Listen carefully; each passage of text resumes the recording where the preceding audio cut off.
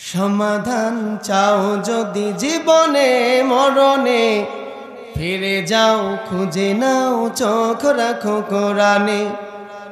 সমাধান চাও যদি জীবনে মরণে, ফিরে যাও খুঁজে নাও চোখ রাখো কোরআনে। তবেই পাবে সুখ শান্তির ঠিকানা, তবেই পাবে সুখ শান্তির ঠিকানা।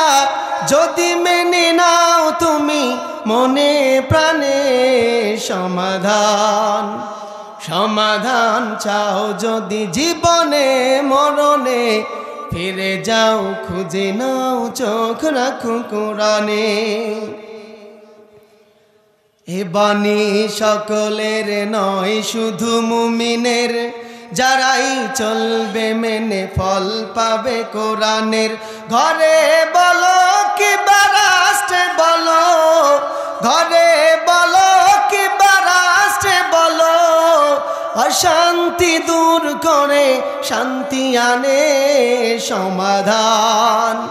সমাধান চাও যদি জীবনে মরণে, ফিরে যাও খুঁজে নাও চোখ রাখো কোরআনে। এত চির অম্লান চির মুক্তির ডাক, এ যে মহাবাণী খোদার কালামে পাক। এই দুনিয়ায় আর সেই দুনিয়া, এই দুনিয়ায় আর সেই দুনিয়া, মুক্তি পাবে তুমি দোজাহানে সমাধান। সমাধান চাও যদি জীবনে মরণে, ফিরে যাও খুঁজে নাও চোখ রাখো কোরআনে। সমাধান চাও যদি জীবনে মরণে, ফিরে যাও খুঁজে নাও চোখ রাখো কোরআনে। যাহার পরশ পেয়ে পাথর হলো সোনা, সন্দেহ ভুল নেই যার একটি কণা। এ যে এক বিপ্লব পিছে ফেলে যত সব, এ যে এক বিপ্লব পিছে ফেলে যত সব, এগিয়ে চলে সে অগ্রপানে সমাধান। সমাধান চাও যদি জীবনে মরণে, ফিরে যাও খুঁজে নাও চোখ রাখো কোরআনে। সমাধান চাও যদি জীবনে মরণে, ফিরে যাও খুঁজে নাও চোখ রাখো কোরআনে। সমাধান ও সমাধান। রাজশাহী জেলার অন্যতম তানোর উপজেলার প্রাণকেন্দ্রে গোল্লাপাড়া বাজার ফুটবল মাঠে আয়োজিত আল মদিনা হিফজুল কোরআন একাডেমি বালিকা শাখার উদ্যোগে আজকের এই 2 দিন ব্যাপী ঐতিহাসিক তাফসিরুল কোরআন মাহফিলের প্রথম রজনীতে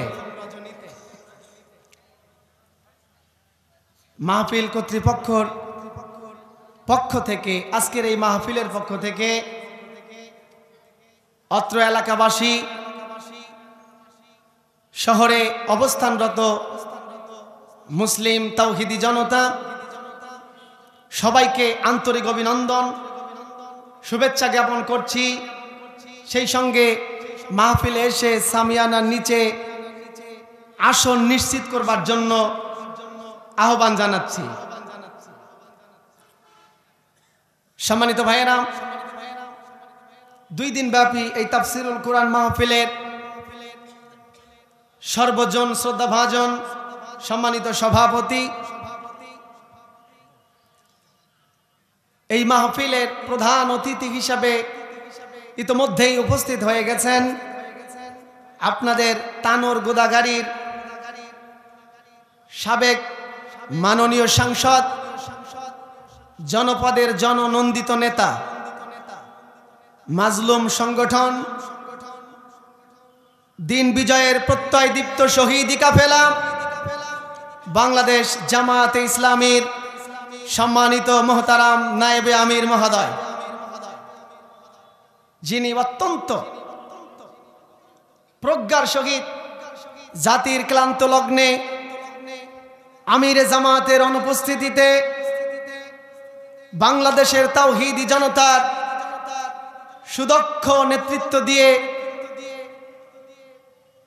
আমাদেরকে ধন্য করেছেন। অত্র এলাকার তাওহীদি জনতা, আইম্মায়ে মাসাজিদ, বিভিন্ন প্রতিষ্ঠানে চাকুরিজীবী সম্মানিত ভাই ও বোনেরা, সামনে উপবিষ্ট দিনদার পরহেজগার মুসলমান ভাইয়েরা, পর্দার অন্তরালে অবস্থানরতা আমার সম্মানিতা মা ও বোনেরা, দোয়ার নিমিত্তে পুনর্বার সালাম, আসসালামু আলাইকুম ওয়া রাহমাতুল্লাহি ওয়া বারাকাতুহু। সম্মানিত হাজিরিন, মহান রবের দরবারে সংক্ষিপ্ত পরিসরে কালেমাতুশ শুকর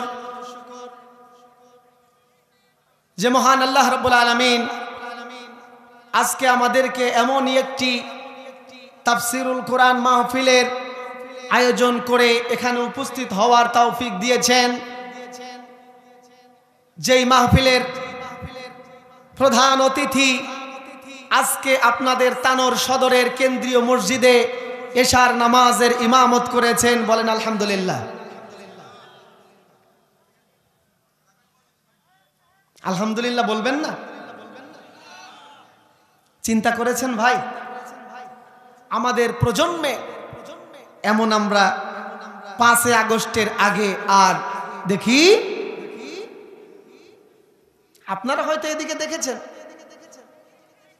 আমি আমার জন্মস্থান রংপুর অঞ্চলে নীলফামারীতে দেখি নাই, রাজশাহীতে থাকি, ওখানেও দেখিনি ভাই। সারা জীবন দেখে আসলাম তাফসিরুল কোরআন মাহফিলের সভাপতি হয়, দাড়ি থাকে না, টুপি থাকে না, পাঞ্জাবি থাকে না, হয়তো বা সাময়িক পাঞ্জাবি পরে মঞ্চ থেকে নেমে গিয়ে সিগারেট ধরায়, আরো এর থেকে বড় বড় অপরাধের সঙ্গে জড়িত। ইমামত্ব দূরের কথা, পশ্চিম দিকে ফিরে একটা সিজদাও দেয় না। আজকের মাহফিলের সম্মানিত প্রধান অতিথি মহতারাম নায়েবে আমির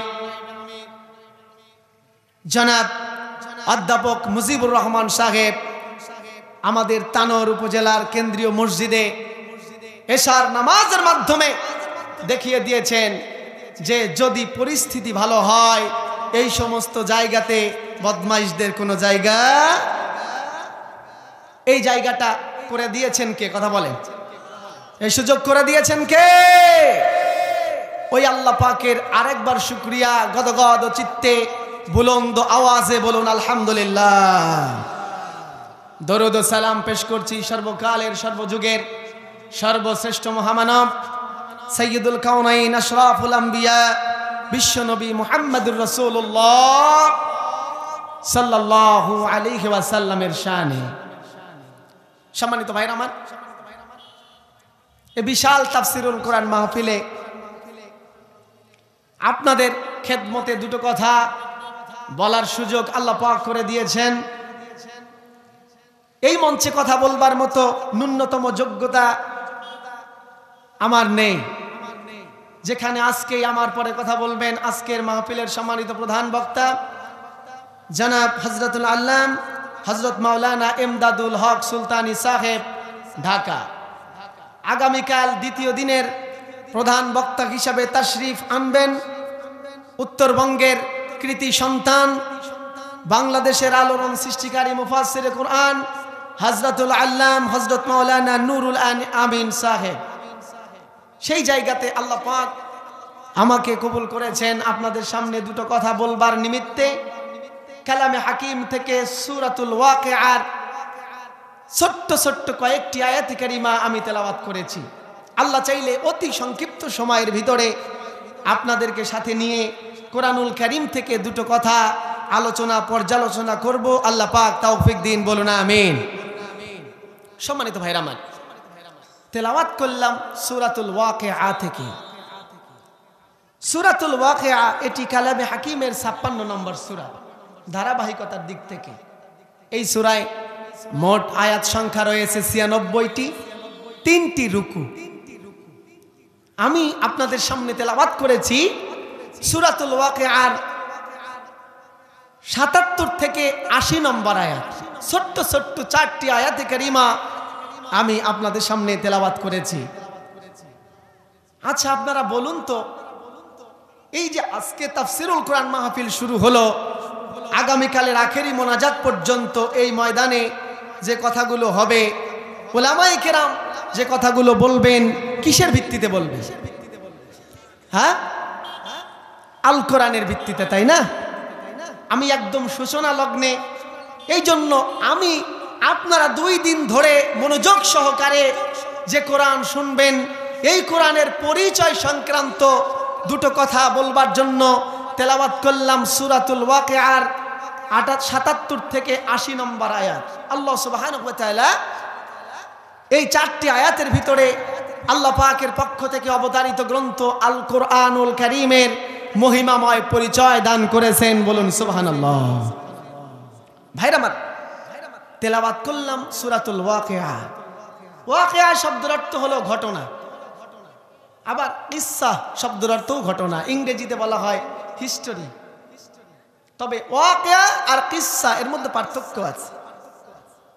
ওয়াকিউন শব্দ থেকে যে ওয়াকিআ এসেছে, ওয়াকিআ শব্দের অর্থ হলো ঘটনা, তবে এমন ঘটনা যেই ঘটনা ঘটবে অবশ্যম্ভাবী, এই ঘটনা মিস্টেক হবার কোনো সম্ভাবনা নাই, 100% ঘটবে এমন একটি ঘটনাকে বলা হয় ওয়াকিআ। তবে মুফাসসিরে কেরাম বর্ণনা করেছেন সূরাতুল ওয়াকিআতে এই ওয়াকিআ শব্দ দ্বারা কিয়ামতকে বলা হয়েছে। এখন আপনারা বুঝে থাকলে বলেন, পৃথিবী একদিন ধ্বংস হবে, কিয়ামত সংগঠিত হবে, এতে কোনো সন্দেহ আছে ভাই?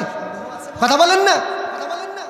আল্লাহ রাব্বুল আলামিন সূরাতুল ওয়াকিআর শুরুতে জানালেন, ইযা ওয়াকাআতিল ওয়াকিআ লাইসা লিওয়াকাআতিহা কাযিবা।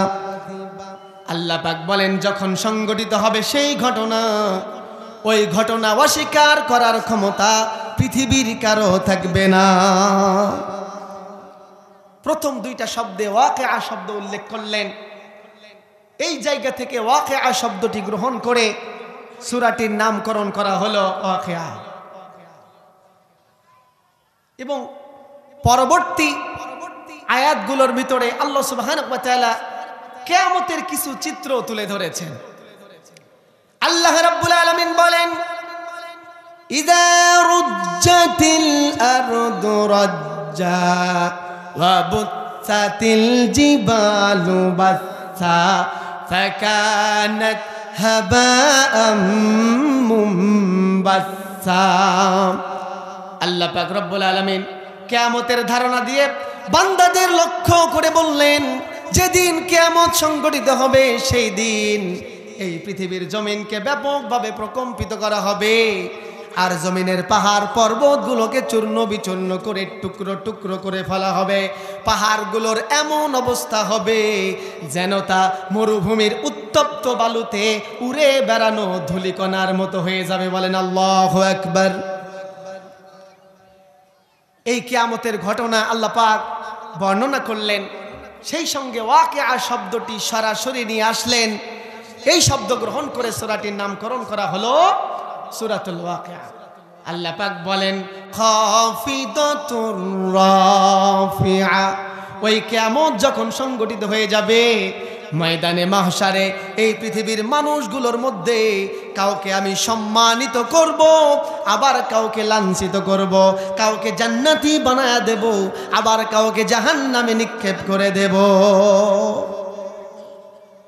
সম্মানিত ভাইরা আমার, সূরাটির শানে নুজুলের দিকে যদি লক্ষ্য করে দেখেন, এই সূরাটি আল্লাহ সুবহানাহু ওয়া তাআলা নবী পাক সাল্লাল্লাহু আলাইহি ওয়াসাল্লামের মক্কি জীবনে এমন সময় নাজিল করলেন যে সময় মক্কার কুরাইশদেরকে আল্লাহর নবী কালিমা তাওহীদের ঘোষণা দিলেন, বললেন, কুলু লা ইলাহা ইল্লাল্লাহ, তোমরা বলো আল্লাহ ছাড়া আর কোনো ইলাহ নাই, মাবুদ নাই। আর আল্লাহ পাকের পক্ষ থেকে এসেছে একখানা কিতাব, যার নাম হলো কোরআন। এই কোরআনের উপরে তোমরা বিশ্বাস স্থাপন করো, কোরআন অনুযায়ী জীবন পরিচালনা করবার জন্য সিদ্ধান্ত গ্রহণ করো, আর আমি হচ্ছি আল্লাহ পাকের পক্ষ থেকে তোমাদের জন্য রাসূল। তখন মক্কার কুরাইশরা অকপটে এই তিনটা জিনিসকে, সেই সঙ্গে আখিরাতকে অবিশ্বাস করে বসলো, কিয়ামতকে অবিশ্বাস করে বসলো, আল্লাহর নিদর্শনাদিকে অবিশ্বাস করে বসলো। আল্লাহ রাব্বুল আলামিন ঠিক এমনই এক সময় কাফির মুশরিক আর কুরাইশদের এই গোমরাহির ভেঙে দেওয়ার জন্য, এই ভ্রান্ত আকীদাকে নিঃশেষ করে দেওয়ার নিমিত্তে নাজিল করলেন সূরাতুল ওয়াকিয়া। ভাইরা আমার, এই সূরাতুল ওয়াকিয়া থেকে ৭৭ থেকে ৮০ 4টি আয়াতে কারিমা আমি আপনাদের সামনে তেলাওয়াত করেছি। আসুন আমরা একটু লক্ষ্য করে দেখি আল্লাহ রাব্বুল আলামিন এখানে কোরআনুল কারীমের কি পরিচয় আমাদের সামনে তুলে ধরেছেন। আল্লাহ রাব্বুল আলামিন বলেন, ইন্নাহু লাকুরআনুন কারীম। আল্লাহ পাক বলেন, বান্দারা আমি তোমাদেরকে যে কিতাবটা দিয়েছি, যেই সংবিধান আমার পক্ষ থেকে মানবতার জীবন পরিচালনা করার জন্য দেওয়া হয়েছে, এই কিতাবটার নাম হলো কোরআনুন কারীম। এটা হলো মহা সম্মানিত কোরআন। আপনারা তো তাই জানেন নাকি? মানবতার সংবিধান, আল্লাহ প্রদত্ত কমপ্লিট কোড অফ লাইফ, তার নাম কি? কথা বলেন না। কোরআনের সঙ্গে আপনাদের পরিচয় আছে ভাই? যারা এখনো মাহফিলের সামিয়ানার নিচে না এসে বাইরে তাকিয়ে সিদ্ধান্ত নিচ্ছেন যে দেখি কি হয়, হুজুর কোন দিকে নিয়ে যায় তারপরে যাব, আপনাদের মনে হয় কোরআনের সাথে সম্পর্ক খুব একটা বেশি নয়। সম্মানিত ভাইরা আমার, আল্লাহ পাক বললেন এই কিতাবটার নাম হলো কোরআনুন কারীম, মহা সম্মানিত কোরআন। কিতাবটার নাম কেন কোরআন করা হলো? কিতাবটার একটা মাত্র নাম নয়। আল্লামা জালালউদ্দিন সুয়ুতী রাহিমাহুল্লাহ বলেন, এই কোরআনুল কারীমের 90টা নাম রয়েছে। আল বুরহান ফি উলুমিল কোরআনে বর্ণনা করা হয়েছে কোরআনুল কারীমের 55টা নাম। আবার কোরআনুল কারীমের সর্বশ্রেষ্ঠ 5টি নাম মুফাসসিরে কেরাম চুজ করে বের করেছেন। ওই 5টা নামের ভিতর থেকে সুপ্রসিদ্ধ 2টা নাম, একটা হলো আল কোরআন আর একটা নাম হলো আল কিতাব। এই 2টা নামের মধ্যে সবথেকে সুপ্রসিদ্ধ যে নাম, তার নাম হলো কোরআন। কোরআনুল কারীমের নামটা কেন কোরআন করা হলো? আল্লাহ রাব্বুল আলামিন কালামে হাকিমে সুন্দর করে জানায়া দিলেন, ইন্না আলাইনা জামআহু ওয়া কুরআনাহু ফাইযা ক্বরানাহু ফাত্তাবি' কুরআনা। আল্লাহ পাক বলেন, নবী আমি আপনার উপরে কোরআন নাজিল করেছি। এই কোরআন একত্রিত করা, জমা করা, সন্নিবেশিত করা, সংকলন সম্পাদনা করা এবং এর পাঠ করার দায়িত্ব আমি আল্লাহ গ্রহণ করেছি। আপনি শুধু আমি আল্লাহকে, আল্লাহর পাঠকে অনুসরণ করুন। এই আয়াত থেকে কোরআনুল কারীমের 2টা অর্থ আমরা পেয়ে থাকি। কোরআন শব্দটি কোরআন থেকে আসলে কোরআন শব্দের অর্থ হয় অধিক পঠিত, অধিক পঠিতব্য।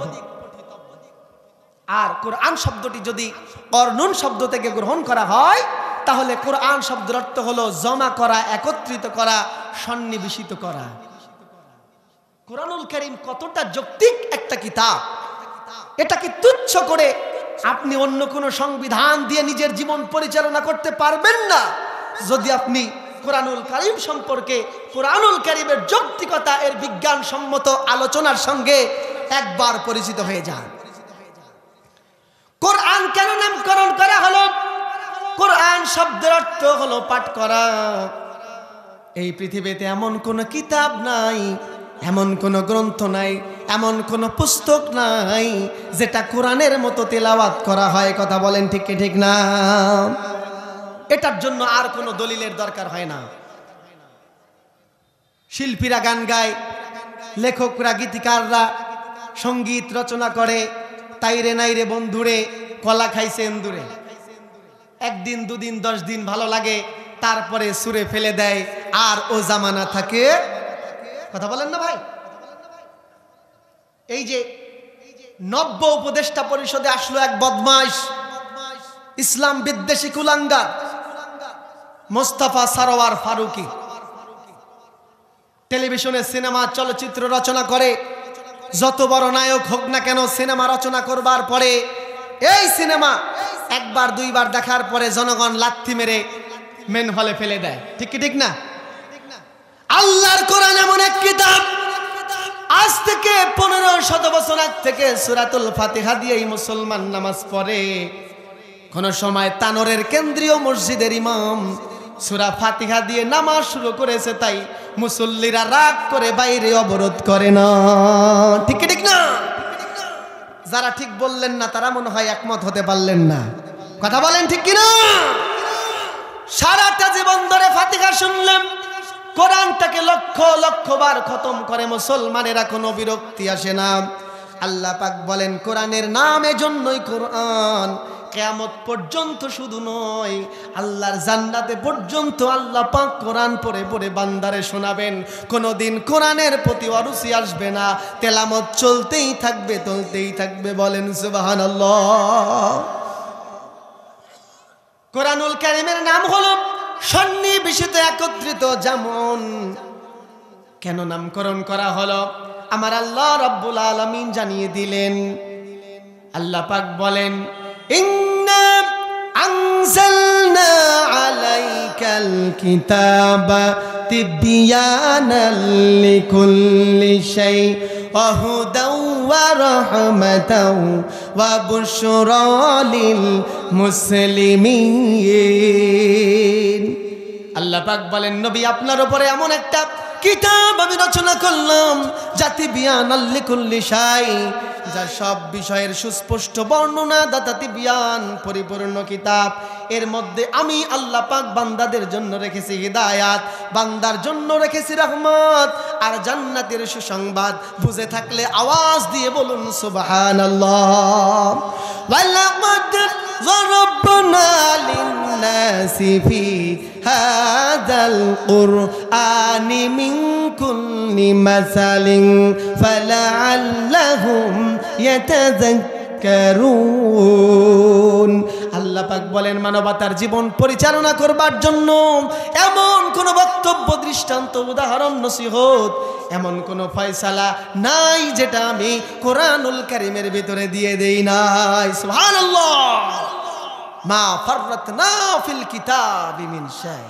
আল্লাহ বলেন বিশ্ব মানবতার জন্য প্রয়োজন রান্নাঘরের চুলা থেকে শুরু করে সংসদ পর্যন্ত, জাতীয় আন্তর্জাতিক পর্যন্ত পৃথিবী পরিচালনার এমন কোন নিয়ম নীতি নাই যেটা আমি আল্লাহ আমার কোরআনুল কারীমে দিয়া কোরআনটাকে সন্নিবেশিত করি নাই। সুবহানাল্লাহ। শুধু তাই নয় ভাইরা আমার, এই কোরআনুল কারীম হচ্ছে আদম থেকে মুহাম্মদ রাসূলুল্লাহ পর্যন্ত যত নবী এসেছেন, যত কিতাব এসেছেন, যত সহিফা এসেছেন, যত শরিয়া এই পৃথিবীর মানুষের কাছে এসেছে, সব রকমের, সব ধরনের, সব নবীর, সব উম্মতের জীবন পরিচালনার যে কিতাবগুলি আসমানি আল্লাহর পক্ষ থেকে নাজিল হয়েছে, সব কিতাবের সত্যায়নকারী। কথা বলেন ঠিক কিনা? অর্থাৎ সব নবীর, সব উম্মতের, সব শরীয়তের সারমর্ম আমার আল্লাহ রাব্বুল আলামিন কোরআনুল কারীমের ভিতরে দিয়ে দিয়েছেন। ওয়া মুসাদ্দিকাল লিমা বাইনা ইয়াদাইহি মিনাত তাওরাতি ওয়াল ইনজিল। আল্লাহ পাক বলেন বান্দা, ও বান্দা আমার, ও নবী আমার, তোমার উপরে যে কিতাবটা নাজিল করেছি এই কিতাব যেন তেন কোনো কিতাব নয়। এই কিতাব তাওরাত, ইনজিল সহ আগে যত কিতাব এসেছে সব কিতাবের সত্যায়নকারী সারমর্ম। আওয়াজ দিয়ে বলুন না সুবহানাল্লাহ। সুবহানাল্লাহ বলবেন না? আল্লাহর পক্ষ থেকে নবীদের উপরে যত কিতাব ও সহিফা এসেছে সব থেকে বড় কিতাব ছিল মুসা আলাইহিস সালামের উপরে অবতীর্ণ তাওরাত। ভাইরা আমার, ওলামায়ে কেরাম যারা রয়েছেন জানেন, সাধারণ পাবলিক জেনে আশ্চর্য হবে, তাওরাত কিতাব হযরত মুসা আলাইহিস সালামের উপরে। এই পৃথিবীতে তথ্য উপাত্ত সংগ্রহ করতে গেলে এই ডিজিটাল জামানায় কম্পিউটার বের হয়েছে। কম্পিউটারের ভিতরে র্যাম রোম লাগে, মোবাইলের ভিতরে র্যাম লাগে, রোম লাগে, মেমোরি কার্ড লাগে। প্রশ্ন হতে পারে, আদম থেকে ঈসা পর্যন্ত যত কিতাব এসেছে, তাওরাতের এত বড় গ্রন্থের এত তত্ত্ব উপাত্তগুলো আল্লাহ পাক রব্বুল আলামিন কোরআনুল কারীমের এই কয়েকটা পৃষ্ঠার ভিতরে দিয়ে দিয়েছেন। 30টা পারা 6666টা আয়াতের ভিতরে আল্লাহ পাক এত তথ্য উপাত্ত কি করে দিলেন? প্রশ্ন আসতে পারে কি পারে না? প্রশ্ন আসতে পারে। তাহলে কোরআনের সাইজটা কেমন? কোরআনের তথ্য ভান্ডার রাখবার জন্য যে কোরআনটা আল্লাহ পাক তৈরি করেছে, এত তথ্য উপাত্ত কিভাবে রেখেছে? কোরআনুল কারীমের আকৃতি কেমন? এটার মেটালসটা কি? কি দিয়ে তৈরি হলো আল্লাহর কোরআন? আল্লাহ পাক রব্বুল আলামিন আমার তেলাওয়াতকৃত 2 নম্বর আয়াতের ভিতরে সূরাতুল ওয়াকিয়ার 78 নম্বর আয়াতে সুন্দর করে জানায় দিলেন, বান্দারে ফি কিতাবিম মাকনুন। আল্লাহ বলেন এটা কোনো পাহাড় নয়, পর্বত নয়, এটা কোনো বিশাল অট্টালিকা নয়, এটা কোনো তোমাদের দুনিয়ার তৈরি করা কম্পিউটার নয়, র্যাম নয়, রোম নয়, মেমোরি কার্ড নয়। এটা হলো আমি আল্লাহ পাকের কুদরতি মেমোরি, একটা লিখিত সন্নিবেশিত কিতাব। বলেন সুবহানাল্লাহ। এটা বিশাল কোনো অট্টালিকা, বিশাল কোনো কোল্ড স্টোর টাইপের কিছু না। এত তথ্য উপাত্ত আমি আল্লাহ রেখেছি। এটা হলো আমার কুদরতের কিতাব, যেটা লিখিত, যেটা একটা পুস্তক। কোরআন চেনেন আপনারা ভাই?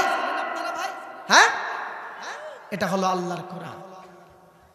বন্ধুগণ আমার, এই কোরআনুল কারীমের ভিতরে আল্লাহ রাব্বুল আলামিন পৃথিবীর সব তত্ত্ব উপাত্তগুলো সন্নিবেশিত করে আমাদের জীবন পরিচালনা করবার জন্য কমপ্লিট কোড অফ লাইফ, একটা মুকাম্মাল লিজামিল হায়া, একটা দাস্তুরুল লিহায়াতিল ইনসান বানায়া আমাদের কাছে কোরআন পাঠিয়ে দিলেন। এবং আল্লাহ রাব্বুল আলামিন এই কোরআন দিয়ে আমাদেরকে জীবন পরিচালনা করার নির্দেশ দিয়েছেন না দেন নাই? আল্লাহ রাব্বুল আলামিন বলেন, ইন্নাল্লাযী ফারাদা আলাইকাল কুরআনা লিরাদ্দুকা ইলা মাআদ। আমি আল্লাহ পাক রব্বুল আলামিন এত পূর্ণাঙ্গ কিতাব তোমাদেরকে দিয়েছি, এইটা তোমাদেরকে পালন করা তোমাদের উপরে ফরজ করে দিয়েছি। বলেন আল্লাহু আকবার। কোরআন মেনে চলা কি? আমরা তো জানি নামাজ পড়া ফরজ নাকি? রোজা রাখা, রোজা রাখেন না? হজ, যাকাত, জিহাদ। এবার আওয়াজ নাই। জিহাদ করা কি? হ্যাঁ, সর্বনাশ করেছে রে। নামাজ, রোজা, হজ, যাকাত, জিহাদ যেমন ফরজ, আলহামদুলিল্লাহ জিহাদকেও মেনে নিলাম। এবারে আপনারা বলেন কোরআন মেনে জীবন পরিচালনা করা কি? এটা অনেকে জানেই না। সূরাতুল কসাস খোলেন, আল্লাহ পাক সূরাতুল কসাসের 85 নম্বর আয়াতের ঘোষণায় জানালেন, ইন্নাল্লাযী ফারাদা আলাইকাল কুরআনা লিরাদ্দুকা ইলা মাআদ।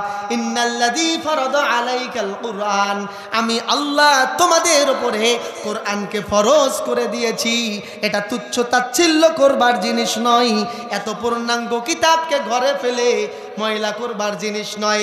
এই কোরআন পড়ে, কোরআন জেনে, কোরআন অনুযায়ী ব্যক্তি থেকে শুরু করে সমাজ, রাষ্ট্র, জাতীয়, আন্তর্জাতিক পর্যায়ে পরিচালনা করতে হবে, তথা গোটা দুনিয়াব্যাপী আল্লাহর কোরআনের রাজ কায়েম করতে হবে। কথা বলেন ঠিক কি ঠিক না? তাহলে কোরআন পড়া, কোরআনের হেদায়াত গ্রহণ করা, কোরআন মেনে জীবন পরিচালনা করা, এটা আমাদের উপরে কি? কথা বলেন, ফরজ। এবারে আপনারা বলেন, পৃথিবীর সব মানুষ কি কোরআন অনুযায়ী জীবন পরিচালনা করতে পারছেন? কথা বলেন, পারছেন?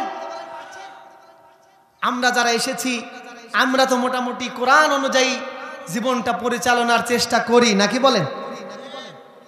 আল্লাহ পাক আমাদেরকে কোরআনের উপরে আমল করার তৌফিক দান করুন, বলেন আমিন। আমার আলোচনার 3 নম্বর আয়াত সূরাতুল ওয়াকিয়ার ৭৯ নম্বর আয়াত। আল্লাহ রাব্বুল আলামিন জানিয়ে দিচ্ছেন, বান্দারা লা ইয়ামাসসুহু ইল্লাল মুতাহহারুন। আল্লাহ বলেন, বান্দা তুমি যত ইচ্ছা করো না কেন, লা ইয়ামাসসুহু ইল্লাল মুতাহহারুন, যারা পুত পবিত্র তারা ব্যতীত এই কোরআন আমল করা তো দূরের কথা, কোরআনকে সংস্পর্শ, কোরআনকে টাচ করতে পর্যন্ত পারবে না। হিসাব মিলায় না। আমরা তো চিন্তা করছি সবাই তো কোরআন মেনে চলে না, কোরআনের আমল তো সবাই করে না। পৃথিবীর 200 রাষ্ট্রের ভিতরে প্রায় 50টি মুসলিম রাষ্ট্র, এর ভিতরে গুটি কয়েকটা রাষ্ট্রে কোরআনের আংশিক আমল করা হয়। ব্যক্তি থেকে শুরু করে রাষ্ট্রীয় পর্যায়ে অধিকাংশ জায়গায় মুসলিম রাষ্ট্র হবার পরেও কোরআনের রাজ কায়েম করা সম্ভব হয় নাই, ঠিক কি ঠিক না? আল্লাহ পাক বলেন সম্ভব হবে না, কারণ লা ইয়ামাসসুহু ইল্লাল মুতাহহারুন, যারা পুত পবিত্র তারা ব্যতীত এই কোরআনের সংস্পর্শে কেউ আসতে পারবে না, স্পর্শ করতে পারবে।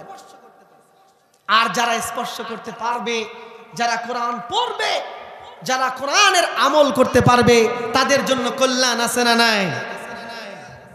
আল্লাহ রাব্বুল আলামিন বলেন, ওয়া ইযা কুরিয়াল কুরআনু ফাসতামিউ লাহু ওয়া আনসিতু লাআল্লাকুম তুরহামুন। আল্লাহ পাক বলেন, কোরআন যারা শোনে, কোরআনের যারা শ্রোতা, যেখানে কোরআন পাঠ করা হয় যারা মনোযোগ দিয়ে শোনো, যারা কোরআন পাঠ করবে আর কোরআনকে মনোযোগ দিয়ে শুনবে, লাআল্লাকুম তুরহামুন, তাদের উপরে আল্লাহর পক্ষ থেকে রহমত নাজিল হবে, বলেন সুবহানাল্লাহ।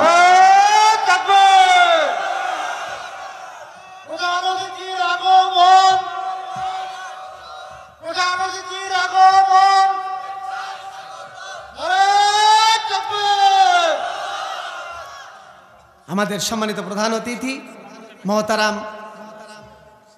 নায়েবে আমির বাংলাদেশ জামায়াতে ইসলামী অধ্যাপক মুজিবুর রহমান সাহেব আমাদের মাঝে এসে উপস্থিত হয়ে গেছেন। আহলান সাহলান, আহলান সাহলান, মারহাবা। সম্মানিত ভাইরা, বলছিলাম যারা কোরআন শোনে, কোরআনের সংস্পর্শে আসে, কোরআন শোনে, আল্লাহ বলছেন লাআল্লাকুম তুরহামুন, আল্লাহর পক্ষ থেকে তাদের উপরে রহম নাজিল করা হয়। এবারে যারা কোরআন বলে, আল্লাহ রাব্বুল আলামিন বলেন কোরআনের সংস্পর্শে এসে যারা কোরআন বলার দায়িত্ব পালন করে, ওয়ামান আহসানু কাওলাম মিম্মান দাআ ইলাল্লাহি ওয়া আমিলা সালিহাও ওয়া ক্বালা ইন্নানি মিনাল মুসলিমিন। আল্লাহ বলেন তার কথার চাইতে আর কার কথা অধিক সত্য হতে পারে যে মানুষকে আল্লাহর দিকে ডাকে, কোরআনের দিকে ডাকে আর নিজেকে মুসলিম বলে দাবি করে, বলেন আল্লাহু আকবার। তার মানে কোরআন যারা বলে তাদেরও ফজিলত আছে না নাই? নবী পাক বলেন মান ক্বালা বিহি সাদাকা ওয়া মান আমিলা বিহি উজিরা ওয়া মান হাকামা বিহি আদালা ওয়া মান দাআ ইলাইহি ফাহুদিয়া ইলা সিরাতিম মুস্তাকিম। যারা কোরআন বলল সে সত্য বলল, যারা কোরআনের আমল করলো সে প্রতিদান পাবে, যারা কোরআন দিয়ে রাষ্ট্র পরিচালনা করলো সে ন্যায় বিচার করলো, আর যারা কোরআনের দিকে মানুষদেরকে ডাকলো তারা হেদায়েতের পথে মানুষদেরকে ডাকলো, বলুন সুবহানাল্লাহ। আল্লাহ তাআলা ঘোষণা দিলেন কোরআন বলনে ওয়ালা আমল করনে ওয়ালা, কোরআন দিয়ে বিচার কার্য যারা পরিচালনা করতে চায়, কোরআনের দিকে মানুষদেরকে যারা আহ্বান করে তারা হলো জাতির শ্রেষ্ঠ সন্তান। কিন্তু যুগ যুগ ধরে আল্লাহর এই ঘোষণাকে অবমাননা করে আমাদের বাংলাদেশেও ১.৫ যুগ ধরে আমরা দেখলাম যারা কোরআন পড়ে, কোরআন বলে, কোরআনের দিন কায়েম করতে চায় তাদেরকে মিথ্যাবাদী, সন্ত্রাসী, জঙ্গিবাদী বলে কারারুদ্ধ করা হয়। আওয়াজ দিয়ে বলেন ঠিক কি ঠিক না? ও বন্ধু আমার, তাম দুনিয়া ঘুরে ঘুরে মজলুম সংগঠন বাংলাদেশ জামায়াতে ইসলামীর অন্যতম রাহবার মুজাহিদ আল্লামা সাইদ রাহিমাহুল্লাহ কোরআনের পথে মানুষদেরকে ডাকলেন। এদেশে ইসলামী আন্দোলন করে বাংলার জমিনে ইনসাফপূর্ণ সমাজ ব্যবস্থাকে করবার জন্য কোরআনের আন্দোলন করলেন।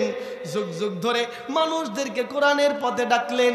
আল্লাহ বলেন এই লোকটা হলো উত্তম লোক, এই লোকটা সত্য কথা বলে, ন্যায় প্রতিষ্ঠা করতে চায়, এই লোকটা হেদায়েতের পথে মানুষদেরকে ডেকে একা একা নয় সবাইকে নিয়ে জান্নাতে যেতে চায়।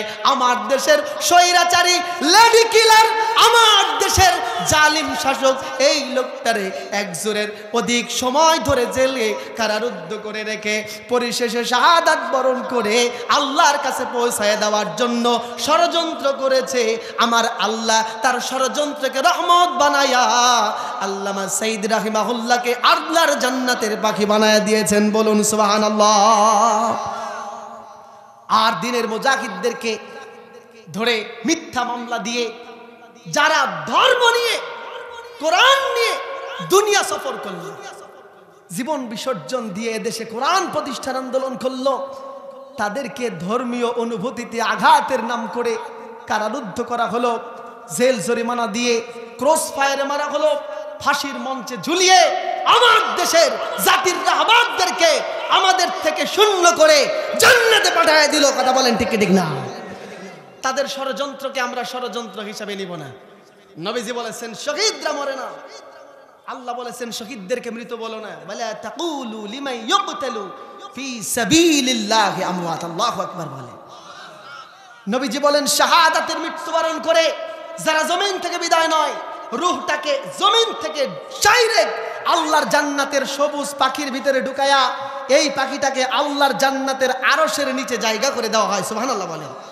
গোটা জান্নাত ঘুরে বেড়ায়, নাজ নিয়ামত ভোগ করে, আর আল্লাহর জান্নাতের আরশে ঝুলে ঘুমায়। সুবহানাল্লাহ।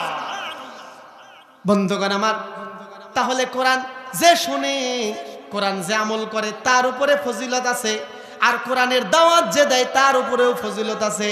এবার বুঝে থাকলে একটু আওয়াজ করেন, কোরআন যারা উপেক্ষা করে গ্রহণ করে না, কোরআনকে অবমাননা করে, তাদের জন্য ফজিলত আছে না নাই? আমার আল্লাহ পাক রব্বুল আলামিন বলেন ওয়ামান আ'রাদা আন যিকরি ফাইন্না লাহু মাঈশাতান দানকা ওয়া নাহশুরুহু ইয়াউমাল কিয়ামাতি আমা। আল্লাহ বলেন জমিনে কোরআনের প্রচার যখন হয়, যারা মুখ ফিরিয়ে নেয়, কোরআনের আমল থেকে যারা মুখ ফিরিয়ে নেয়, আমার কোরআন থেকে যারা বিমুখ হয়, আমি তাদের জীবনে কোনো বরকত রাখবো না। দুনিয়াটা হয়ে যাবে বরকত শূন্য, কোনো কাজকর্মে উন্নতি রাখবো না, আর কিয়ামতের ময়দানে তাদেরকে অন্ধ করে দাঁড় করাবো। বলেন নাউজুবিল্লাহ। আজকে কোরআন দেখেও দেখে না, না দেখার ভান করে থাকে, কোরআনের মিছিলে শামিল হয় না, মিছিল যাচ্ছে অন্যদিকে মুখ ঘুরিয়ে চা খাওয়ার নাম করে, পান খাওয়ার নাম করে রাস্তা কেটে পালায় যায়। আল্লাহ বলেন তুই জমিনে যেমন কোরআন দেখিসনি, কোরআনের মাহফিলে আসিস নাই, ইসলামী আন্দোলনের কাজে শামিল হোস নাই, অন্ধের মতো ভান করেছিলি, ওয়ানাহশুরুহু ইয়াউমাল কিয়ামাতি আ'মা, ওই রকম তোকে অন্ধ বানায়া আমি কাঠগড়ায় দাঁড় করাবো কিয়ামতের মাঠে। বন্ধুগণ আমার, শুধু তাই নয়, কিয়ামতের মাঠে এই কোরআন বিরোধী, কোরআনকে অবহেলাকারী যখন কাঠগড়ায় দাঁড়িয়ে থাকবে আসামি, আমাদের জন্য, বিশ্ববাসীর জন্য সব থেকে বড় উকিল হলো কিয়ামতের ময়দানে আল্লাহর নবী, বিশ্ব নবী মুহাম্মদুর রাসূলুল্লাহ সাল্লাল্লাহু আলাইহি সাল্লাম। বিচারক স্বয়ং আল্লাহ তাআলা ওই দিন এই আসামির জন্য আল্লাহর নবী মহান উকিল, তিনি মহান বিচারকের কাছে বিচার দায়ের করবেন, নালিশ দায়ের করবেন। ওয়াকালার রাসূলু ইয়া রাব্বি ইন্না কওমি তাখাযু হাযাল কুরআনা মাহজুরা। মায়ার নবী, দয়ার নবী সেই দিন এই আসামির জন্য সুপারিশ না করে বরং আল্লাহকে বলবে, মাবুদ তোমার জমিনে তোমার কোরআন আমি রেখে এসেছিলাম, এই কোরআনটাকে আঁকড়ে ধরে জমিনে যারা আন্দোলন করেছে কোরআনের, রাষ্ট্র কায়েম করবার জন্য মানুষদেরকে পথে পথে ঘুরে ঘুরে দাওয়াত দিয়েছে। এই সমস্ত মানুষগুলোকে অবহেলা করেছে, অবমাননা করেছে, কোরআনকে অবহেলা করেছে। আল্লাহ এই সমস্ত জাতি জালেম, এরা কোরআন থেকে মুখ ফিরিয়ে নিয়েছে। ওয়াকালার রাসূল, আল্লাহ রাসূল বলবেন, ইয়া রাব্বি ইন্না কওমি ইত্তাখাযু হাযাল কুরআনা মাহজুরা। এই আসামি সেই আসামি যে পৃথিবীতে তোমার কোরআনকে অবহেলা করেছে, কোরআনের আন্দোলনে শামিল হয় নাই। বলেন নাউজুবিল্লাহ। তাহলে কোরআন থেকে মুখ ফিরালে শাস্তি আছে না নাই? আর যারা কোরআনকে গ্রহণ করবে তাদের জন্য ফজিলত আছে না নাই? বন্ধুগণ আমার, এইবারে কোরআন শুধু বিমুখ হওয়া না, কোরআন থেকে শুধু মুখ ফিরানো না। যারা পৃথিবীতে কোরআনকে নিশ্চিহ্ন করতে চায়, কোরআনের বিরোধিতা করে, দ্বীনের মুজাহিদদেরকে জেল জরিমানার ফাঁসির কাস্টে ঝুলায়, তাদের জন্য আল্লাহর কাছে জাযা আছে না নাই? আল্লাহ পাক রব্বুল আলামিন জানালেন, কুল লিল্লাযীনা কাফারু সাতুগলাবুনা ওয়া তুহশারুনা ইলা জাহান্নামা ওয়া বিইসাল মিহাদ। আল্লাহ পাক বলেন, বান্দা ঘোষণা দিয়া দাও, নবী হে, কিয়ামত পর্যন্ত মানুষদের সামনে ঘোষণা জারি করে দাও, যারা কোরআন বিরোধী কাফের মুশরিক, কোরআনের দুশমন, আমি তাদেরকে জমিনে পরাজিত করব। আর কিয়ামতের ময়দানে কোরআন বিদ্বেষী, ইসলাম বিদ্বেষী কাফের মুশরিকের বাচ্চাদেরকে জাহান্নামে পাঠায় দেব। বলেন নাউজুবিল্লাহ। সুতরাং কোরআনের বিরোধিতা করলে দুইটা শাস্তি, একটা দুনিয়ায় আর একটা আখিরাতে। এক, সাতুগলাবুন, আমি ইমানদারদেরকে কাফির মুশরিকদের বিরুদ্ধে অচিরেই বিজয় দান করব। এই কথাটা আপনাদের বিশ্বাস হয়? হ্যাঁ, হয় না? এক জগদ্দল পাথর ১.৫ যুগ ধরে আমাদের কাঁধে, আল্লাহ সুবহানাহু ওয়া তাআলা মুহূর্তের ভিতরে ৫ আগস্টে স্বৈরাচারের জবানের আওয়াজকে কেন্দ্র করে বিদায় করেছে না করে নাই? কথা বলেন। এত চেষ্টা করলাম, এত শত মানুষ জীবন দিল, কাজ হলো না। আল্লাহ পাক এই শাহাদাতের নজরানা দেখে খুশি হয়ে গেলেন। যেই স্বৈরাচার ১.৫ যুগ ধরে বাংলার মুজাহিদদেরকে শুধুমাত্র একটা তকমা দিয়ে দাবায় রেখেছিল, রাজাকার, ওই শব্দটাই স্বৈরাচারের জবান থেকে আল্লাহ বের করলেন। ছাত্র জনতা খেপে গিয়ে জুলাই আগস্টের আন্দোলনের এক পর্যায়ে জালেম এই লেডি কিলার দেশ থেকে পালাতে বাধ্য হয়েছে। ঠিক কিনা বলেন ভাইরা আমার? আল্লাহ বলেন, সাতুগলাবুন, তাদের উপরে ইমানদারদেরকে বিজয় দিয়ে দেন। আমি বলছি না আমাদের ১০০% বিজয় এসে গেছে, কিন্তু অন্তত তাকবীর দেওয়ার সময় এসেছে, নাকি বলেন? এখনো উপদেষ্টা পরিষদে নাস্তিক মুরতাদ, এখনো ইসলাম বিদ্বেষী কুলাঙ্গাররা আছে। আমরা ভয় করি না। জগদ্দল পাথর শেখ হাসিনা স্বৈরাচারীকে আমরা ভয় করি নাই। তোমাদেরকে আমরা লাথি মারলেছে আর থাকবে? আল্লাহ পাক বলেন, তাদেরকে জাহান্নামে পাঠায়া দেব। ওয়া বিইসাল মিহাদ, কোরআন বিদ্বেষী জালিমদেরকে আমি দুনিয়ায় পরাজিত করব, আর আখিরাতে তাদের জায়গা জাহান্নাম। কোনো সন্দেহ নাই। আর যারা কোরআন গ্রহণ করতে পারবে তাদের জন্য ফজিলত আছে। ভাইরা আমার, আল্লাহ রাব্বুল আলামিন বলেন, ওয়ালাউ আন্না আহলাল কুরা আমানু واتقوا لفتحنا عليهم بركات من السماء والأرض। বান্দারা, এই পৃথিবীতে যারা আমি আল্লাহকে ভয় করার নীতি অবলম্বন করে, আল্লাহর নীতি অবলম্বন করে জীবনটা পরিচালনা করবে, আমি আল্লাহ পাক পৃথিবীর আসমান এবং জমিনের সব বরকত তাদের জন্য খুলে দিয়ে দিব। বলেন সুবহানাল্লাহ। আমি টাইম ফলো করছি ভাইরা আমার। আসমান জমিনের রহমতের বরকতের দরজা আল্লাহ খুলে দেবেন। জমিনে কোরআনওয়ালাদের কোনো অভাব থাকবে না, রিজিকের অভাব থাকবে না, সম্মানের অভাব থাকবে না। বাস্তবে তাই না? তাই না? হ্যাঁ, মসজিদের ইমাম ২০০০ টাকার ইমামতি করে, আর তার খাবার রান্না হয়, 1 লক্ষ টাকার চাকরিজীবী কমিশনার, 1 লক্ষ টাকার চাকরিজীবী বিসিএস ক্যাডারের ঘরের বউয়ের হাতে, আছে না নাই? আমি রাজশাহী বিশ্ববিদ্যালয় এলাকায় থাকি, আমি দেখি আশপাশের ইমামেরা, মাদ্রাসার ছাত্ররা ইমামতি করে 2000-3000 টাকা বেতন। কিন্তু আল্লাহ পাকের কুদরত, আল্লাহ বলে তোদেরকে আমি সম্মান দিব, রহমত দিব, বরকত খুলে দেব। তোর বেতন 3000 টাকা, কিন্তু মসজিদের সভাপতি হলো পাশের কাউন্সিলর, কমিশনার, বিশ্ববিদ্যালয়ের টিচার, মাসে একদিন পালি করে এক এক বাড়ির খাবার মজার মজার রান্না ইমামের জন্য পাঠায় জনগণ। কথা বলেন ঠিক কিনা? কলকাঠি নাড়েন আল্লাহ সুবহানাহু ওয়া তাআলা। ফাবিযালিকা ফালইফরাহু হুয়া খায়রুম মিম্মা ইয়াজমাউন। আল্লাহ পাক বলেন এই কোরআনুল কারীম পেয়ে তোমরা আনন্দিত হও।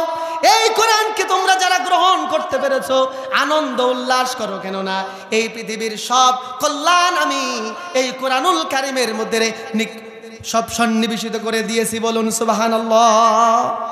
আর যারা কোরআনের আন্দোলনে কোরআনকে বুকে ধারণ করে প্র্যাকটিক্যাল লাইফে, প্র্যাকটিক্যাল জীবনে, বাস্তব জমিনে কোরআন প্রতিষ্ঠার আন্দোলন করে, হয় মরে না হয় মারে, তাদের জন্য রহমত বরকত আছে না নাই? আল্লাহ রাব্বুল আলামিন বলেন ইয়াগফির লাকুম যুনুবাকুম ওয়া ইউদখিলকুম জান্নাতিন তাজরি মিন তাহতিহাল আনহার ওয়া মাসাকিন তাইয়িবাতান ফি জান্নাতি আদন যালিকাল ফাওজুল আযীম। আল্লাহ পাক বলেন ইয়াগফির লাকুম যুনুবাকুম, মুজাহিদদের জীবনের সব গুনাহ আমি আল্লাহ মাফ করে দেব।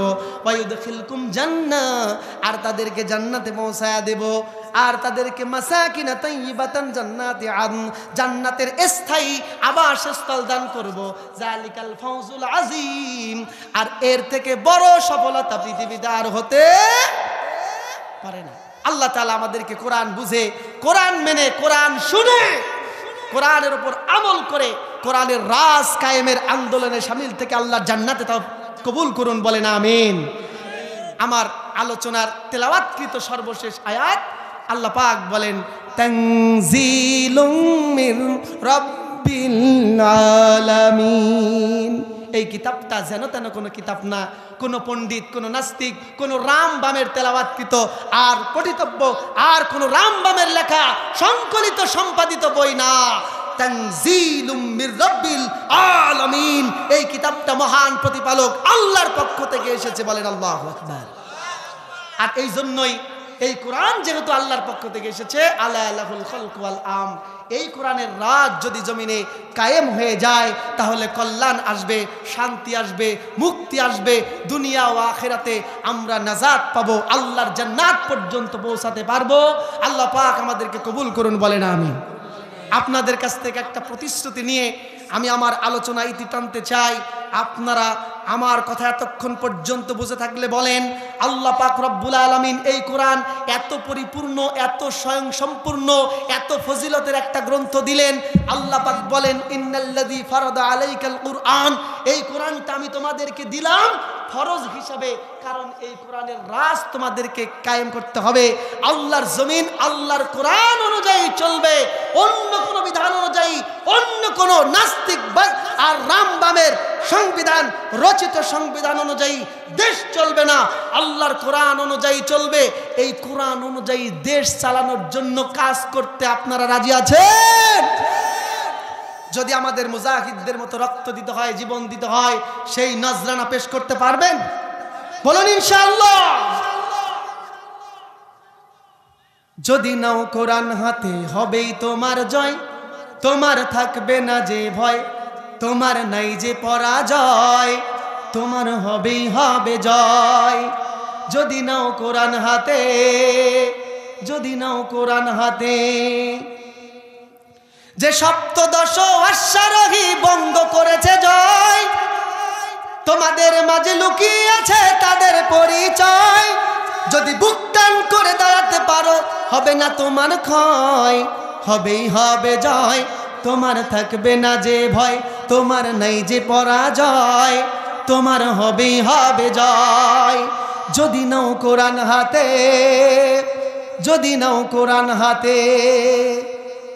চারিদিকে নাস্তিক মুরতাদ জালিম শাসক, দেখো তুমি কেমনে ঘুমিয়ে থাকো। কোরআনের রাজ করতে যদি তোমার জীবন যায়, আল্লাহর দিন করতে কায়েম তোমার জীবন যায়, তবে তোমার কিসের ভয়? তোমার থাকবে না যে ভয়, তোমার নাই যে পরাজয়, তোমার হবেই হবে জয়। যদি নাও কোরআন হাতে, যদি নাও কোরআন হাতে। কত মানুষ রক্ত দিল, জীবন দিল কত, তারাও কিন্তু দেখতে ছিল তোমার আমার মতো। কত মানুষ রক্ত দিল, জীবন দিল কত, তারাও কিন্তু দেখতে ছিল তোমার আমার মতো। এসো তাই শপথ করি আল কোরআনের দেশ গড়ি, এতো তাই শপথ করি আল কোরআনের বাংলা গড়ি। নবীর রক্ত মাখা ইসলাম কায়েম করতে দুনিয়ায় হবেই হবে জয়, তোমার থাকবে না যে ভয়, তোমার নাই যে পরাজয়, তোমার হবেই হবে জয়। যদি নাও কোরআন হাতে, যদি নাও কোরআন হাতে। ওয়া আখিরি দাওয়ানা আলহামদুলিল্লাহি রাব্বিল আলামিন। সম্মানিত হাজিরিন, পরিশেষে সকলের দীর্ঘায়ু এবং সুস্বাস্থ্য কামনা করে আমার জন্য আপনাদের কাছে দোয়া চেয়ে আমি শেষ করছি। আল্লাহ তাআলা যেন যে কথাগুলো বলেছি আমি সহ আমাদের সবাইকে আমলে জিন্দেগি গড়বার তৌফিক দান করেন, বলেন আমিন।